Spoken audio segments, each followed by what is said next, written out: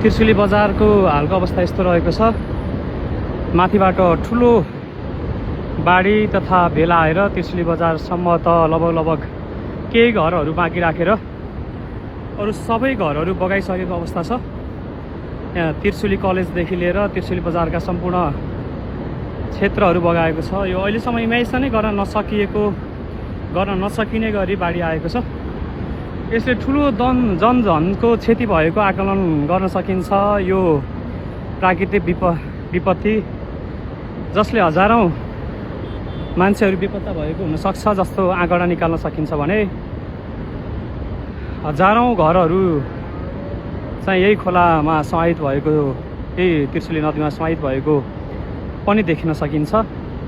यो दुःखद परिस्थिति कहाँबाट कसरी के गरी निम्तियो भन्ने कुरा अहिले हामीले पत्ता लगाउन सक्ने अवस्था भइरहेको छैन।